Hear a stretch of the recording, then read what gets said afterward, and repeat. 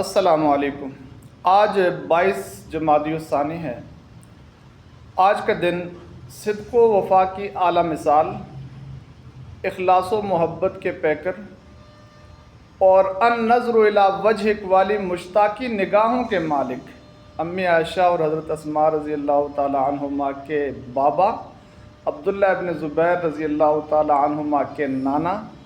اور صحابہ کی وہ جماعت جس جماعت میں سے کسی ایک صحابی کے درجے کو پوری امت کے اولیاء، اتقیاء، صلحاء، محدثین، مفسرین نہیں پہنچ سکتے، اس جماعت کے سالار ابن ابی قحافہ حضرت سیدنا ابو بکر صدیق رضی اللہ تعالی عنہ کی وفات کا دن ہے، جن کے بارے میں پیارے نبی نے فرمایا تھا کہ لو کنت متخذا خلیلا لاتخذت ابا بکر خلیلا۔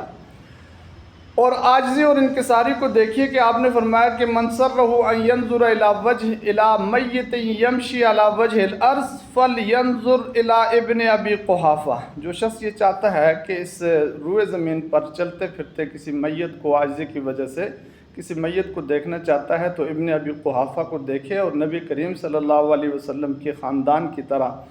حضرت ابوبکر صدیق رضی اللہ تعالیٰ عنہ کا خاندان بھی اتنا اعلیٰ ہے کہ حضرت عائشہ صدیقہ رضی اللہ تعالیٰ عنہ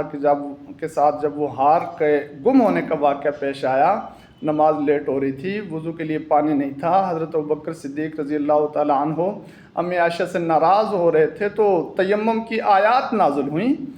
اسید بن حضیر رضی اللہ تعالیٰ عنہ نے یہ جملہ ارشاد فرمایا کہ ما ہی بأول برکتکم یا آل ابی بکر،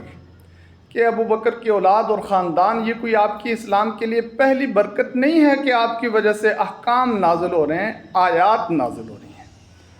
تو محبت کیجیے ابو بکر صدیق رضی اللہ تعالیٰ عنہ سے۔ وسلام۔